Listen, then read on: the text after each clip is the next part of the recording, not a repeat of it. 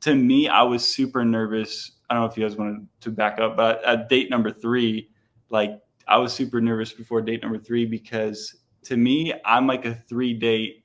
Is if you don't know a good idea by 3 dates, then it's like, done, like to me. And so before date number 3, I was like, we haven't had that like, connection yet. And so I was like, it's either like this date goes well and like we have that like connection, or it's, I don't know. Like, so I was just super, I put a lot of pressure on date number 3. And I think date number 3 went so well. And like, I don't know your thoughts on that. But. Yeah, date number 3 was, I don't know if you guys want to touch on anything else, but date number 3 was like perfect. I was actually at my Bible study at women's group like the night before, and I had the date the next day, and I was talking about it with the girls, and I was like, I'm just like not feeling super like excited or giddy about this date. Like it just feels like something it was just a different feeling than I've ever experienced, because I've had a tendency before to just get really giddy about guys I probably shouldn't have.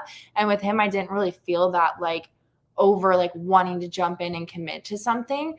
And they actually asked me, they're like, why are you not excited? And they like picked my brain about it so much, and we talked through it. And then they were like, well, what's your like ideal date? And I was like, ideal date would be charcuterie board on the beach. That's like my dream. And I show up to date number 3, and he had like just sent me a location, and it was kind of like the side of this cliff. And he gets out of his car, and I was like, this man has nothing planned. I was like, I'm starving. Like, what are we going to do? And then he's like, well, do you want to like walk over here? And we had to like cross over this fence. I think we trespassed. And we like climbed down. And I was like, what am I doing? And we like turned the corner, and he had set up this whole like charcuterie picnic, like on the beach, like Holy Spirit. And I was like, oh my gosh, like this is Jordan. How did you get that idea? Did you have one of the girls from the Bible study text you? No. I didn't know anybody in her Bible study. So and she didn't tell me that till like just recent. Yeah. Well, yeah, like wow, look at God. Yeah, and so it was just really cool. Yeah, it was really cool. Yeah, and that date was like the environment. I think in my perspective was like the environment that he kind of set up of like almost like he like prepared a place for us, and it was just like really cool to be able to sit, and like he came like wanting to learn specific things about me and opened up a lot of conversation and led in a vulnerable way that was like, okay, we can actually like build something. There's something here that we can build. And I felt really safe. I kind of came into that date having like a few things that I did want to bring up, and I wasn't sure how I was going to bring them up.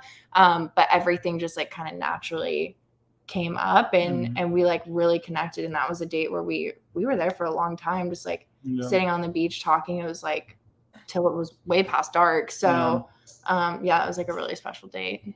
Yeah, no, first of all, thank you for sharing that story. That was awesome to hear. I'm curious for you, Haley, were you in that same mindset? I know you said that you were like, I'm not really excited about this date, but were you thinking like, if this doesn't go well, I'm calling it? Like, were you in that same mindset? I think I was also like, I was just not excited. And I think in my mind, I was like, not that I had pressure on it, but I just kind of knew like if I'm still not feeling it after this date, like I might give it one more, but then I'm gonna have to be thinking about like kind of like cutting things off basically, which I like didn't want to do. It's just like not fun to like tell someone you're not interested in them. So I think I was just like, I just really it's I can't even describe it. Like I just kind of felt like just like not super excited, not super nervous. Like it just kind of was, I don't even know. I'm like kind of speechless about it. And I think both like the first 2 dates were great. Like they like, weren't bad. We're like I thought she was great. She thought I was great. And it was just like, to me, it was like the 3rd date was like, okay, to me, it's like, okay, it's date number 3. Like here we are, like we're well into this now to me at this point. And then it's like, what is the missing ingredient? Like, cause I felt like there's just something missing for like a connection. And it was really the vulnerability. Yeah. And that's like date number 3 is when we really started getting vulnerable with each other. And that's where I felt like, okay, wow, now like there was that spark, like the vulnerability, and kind of just like went on that path for sure. Yeah. It's so interesting because that's what Haley, it sounds like what you were kind of waiting for, like why you didn't want the dinner date as the second date, and you needed those baby steps or to take it one step at a time. And Jordan, of course, was patient and understanding in that. And I mean, I don't know if you consider that a dinner date, but it was perfect for you. It wasn't, you didn't need to sit down dinner to connect with him. It was in a space where you felt safe, and it's something that you liked. It was a food and environment that you know that was specific to you. It's just so cool to hear how God intervened, and I think that's my favorite part so far that you all have shared is just like the God intervention of like, oh, it wasn't my idea, like everything wasn't so engineered. It was like, okay, this worked out, that worked out, and you know, we have parts of our story that are like that too. That it's like, wow, like only God could have, you know, made this happen. And I think that one of the things that I'm hoping people will hear that you all have shared so far is like, you know, things happen step by step.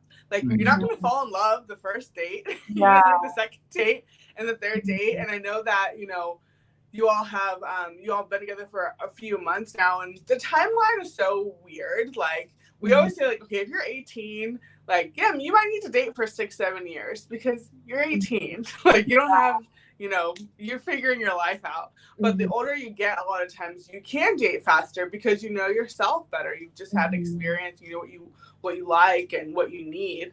But I think just showing, you know, that even if you aren't together for it doesn't take a long time for God to orchestrate things, but also you have to give him space. And I think there are a lot of ladies who are like, if I'm not, you know, in love with him before the first date, then I don't want to go on the date. And it's like, well, let's try to like, just have a conversation first. You know, did you struggle with that at all of like, you know, feeling, because even you talked about, you know, not being excited for the third date, but how did you stay committed? Like what made you not want to cancel it or like talk to us about that? I think it was just on our first date, I saw so clearly what God was doing in his life, and it lined up so well with like things that I had been praying for, that I've been asking the Lord for, and that I just really felt strongly that I wanted in a relationship. Those things were there on the first date, and I knew like it wasn't this thing of like on the first date where I was like, oh, I have all these feelings for you and I want to like just be with you and I want this to work out. But it was more of a thing of like, God's doing something here and I want to be here for it. And I want to like, I don't want to like, I'm not going to cut it off until I clearly like know from God that I should like cut this off. And so as I was like praying about things and praying with my small group leading up to that, didn't have the spark yet, but I didn't have a clear like, no, you need to like cut this person off. And so I think I'm just so glad that I just kind of stayed, and it was like a waiting period, almost like I kind of waited through it, not out of anything other than just like wanting to be obedient and attentive to what the Lord was doing. And then on that third date, it was really him that opened up with a lot of the vulnerability, because I was in a place where I was like, I don't want to share, like I'm not in a place to share my heart with someone unless I know for sure that they're like able to care for it in the way that I need like my heart to be cared for. And he was able to do exactly that. And it did happen through him opening up and sharing things that he'd been through. And it was just kind of this moment of like, oh wow, this is a safe space like for my heart. And then after that was kind of like that night was where I would say there was like a little more of a spark to our relationship. And it was really like beautiful thing, pace and a way that it happened. Yeah, no, I love that. And it's so interesting. Jordan, I don't think you were saying this is a hard and fast rule, but I think it's something that people listening may want to consider. You said like the 3-date rule. And I think the 3-date is a good timeline. Obviously, it could be a little more, it could be whatever, but I think the 3-date is so good. Here's why. One, when you have 3 dates, like Pauline kind of mentioned, you're forcing yourself to not just give up after the first date and just be like, he didn't make me laugh enough, like I'm out. And it's like, okay, let's just give space to see if something happens. But then on the flip side, when you have 3 dates, you're not going too long where you're opening up your heart to someone that really has no interest in you. And I just think that's a good rule that somebody may want to consider going forward. You know, not just be going on several different dates with somebody and there's no true plan about what you want to happen. Yeah, Jordan, talk to us about that rule. Like, have you always used it? Where did it come from?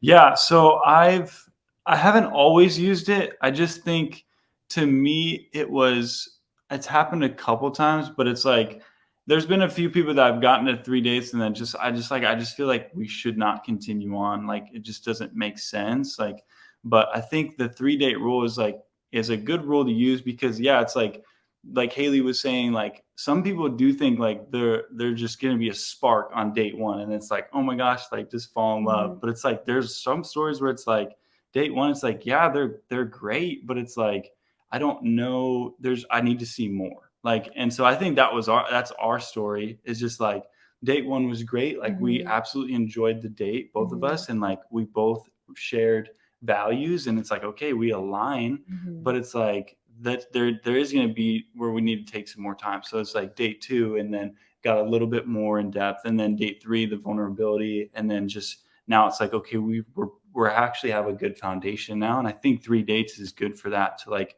at least just like you guys said, like create some space and some time to like really just test it out and really see like, can we really build off of this? And I think like in our case, in our story, like date number 3 was like, okay, yeah, we can really, I think it just clicked for both of us. Like we really can build off of this. And like, this is a good foundation. Yeah, that's good. I love that because it just sounds so intentional, and I hope that the guys listening that's helpful for you all, because I know some guys, they feel like, oh, there's a girl I want to take out, or I really want to go about dating as a Christian, but I don't know how to do it in a practical way. And because I know a lot of guys are trigger shy, not because they're not confident in themselves and like, the value that they have as a man, but a lot of times they're like, well, if I go out with this girl, what if she falls in love with me? And like, I'm not really ready to, I don't want to break a girl's heart. I don't want to ask a girl out and she thinks that like, this is going to turn into marriage. Well, I really just want to get to know her in a one-on-one situation without the distractions of, friends or whoever else is around. So hopefully that is helpful. For any guys listening, is like kind of give yourself a game plan, and it's like, okay, I'm committing, but I'm not over committing. Thanks for watching this video. To get more Christian relationship advice, subscribe to our channel. And make sure you check out our other videos as well.